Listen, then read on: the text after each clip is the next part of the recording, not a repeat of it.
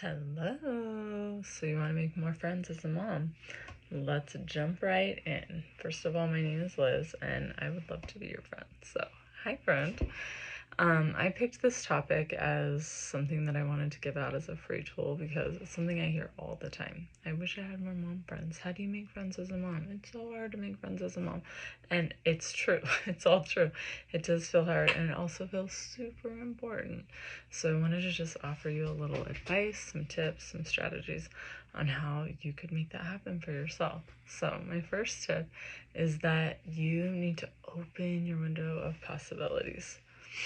So you probably don't consciously realize that you're seeking like a very specific type of friend, that you think maybe they need to look like you or have the same amount of kids that you have or live in the same place that you live or be engaged with the same institutions that you're engaged with. But you are probably limiting yourself into finding people that are actually really like-minded and people that are your people that you can really connect with. And I know you're probably doing that unconsciously. So what I want you to invite you to do is to get rid of those limits, to consciously unlimit yourself.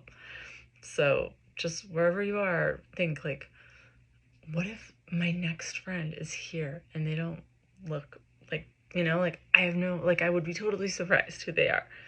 By consciously giving yourself that idea, like, I have no idea what they look like or where they would go, but maybe they're here. It's going to open up your mind to more possibilities. And the more people you have to choose from, the more success you're going to have. Because as we know, moms are busy.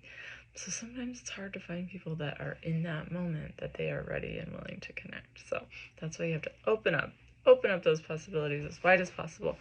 For me, when my son was first diagnosed with autism, I felt super uncomfortable as an autism mom or a special needs mom. It just didn't fit how I identified myself. And I know I missed out on so many relationships that could have been really supportive because I just didn't seek those friends out. I didn't go into that community, and I missed out a lot. And when I did start opening up to that idea, that I was a special needs mom, I created some really cool connections that I would never want to not have. So that's the first step, is you need to open the field of possibilities as much as you can. Second one, you might hate this, and if you do, I'm already really sorry, but it's talk to people. That is how you build connections, is you have conversations with people. If you're like, no, I can't talk to people, start with texting, start with DMs, start with emails, anything to create a conversation. That's how you get to know people. That's how they get to know you, is by a conversation.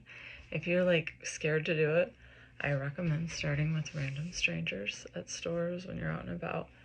A compliment. Just give someone a compliment. Most people like compliments, so you really can't go wrong with that. A genuine compliment, not a fake or mean one. And you can tell if they want to engage by the way they receive the compliment. If they start telling you the story behind something or sharing more information, they want to talk, they want to have a conversation. That's a really low risk way to practice conversing with people, and you might make a totally unexpected connection. So I'm sorry if you hate having conversations, but that is what you need to do. You need to start connecting with people. Have you ever noticed that the more that you talk to someone, the more you know them, the better you feel about it? So I figure a compliment could either lead to a conversation or at least leave someone feeling a little better about the day. So best case scenario, you have a chance to maybe make a friend. Worst case, you made someone's day a little better. Okay, my next tip is join some things. Volunteer at the school, volunteer in clubs, volunteer in the community, or join groups or clubs. You gotta be around people. Have you ever noticed how your kids, they want to play with the kids that are in their class? Even though they were best friends with so-and-so last year, this year they want to play with this kid that's in their class. One of my daughters, our neighbor, was her age. They would play, and then the next year they wouldn't be in the same class. They would hardly play at all. And then the next year they'd be in the same class again, and they would play all the time. I think we just get used to, and we automatically feel connection with the people that we spend time with. So by volunteering or joining groups, you are automatically creating this place and space where you're connecting with people and feeling more familiarity. If you can't find anything, you can start something.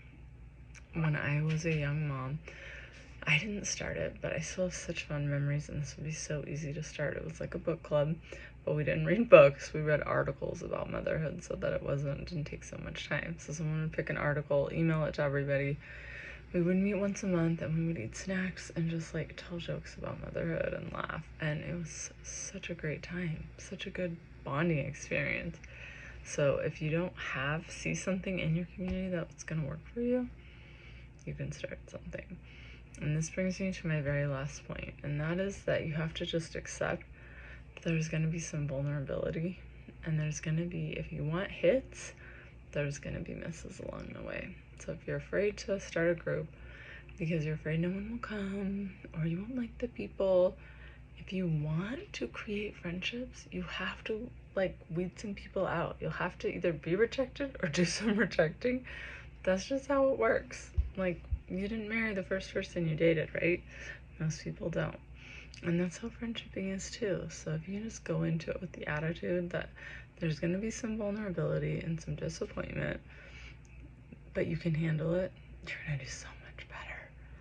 Just remember, if someone's not a good fit, it doesn't have anything to do with you necessarily. And we'll never know, but a lot of times we just don't know the circumstance in another person's life that make it not a good time for them to start a new friendship, or that just not a good fit in that moment. And that's okay. But just have a little more courage to go out and seek those hits. And just remember, those misses are just stepping stones to the hits. I know it's hard, but I know you can do it. Just like you want to love and connect with others, there are tons of people out there that want to love and connect with you and be supported by you and support you. They totally exist. So go find them. And if this is bringing up some stuff for you, this is what I do as a life coach. I help moms with autism that don't feel like they're good enough, that aren't as confident as they'd like to be, don't feel like they're showing up as their best selves in different areas in their life. I have a program where we work on that.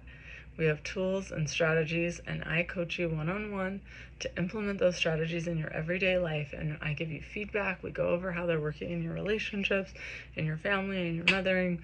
And I support you into making those little tiny changes that make a world of difference. So if you want to learn more about it, you can DM me. You can go to my webpage. It's lizcovington.com.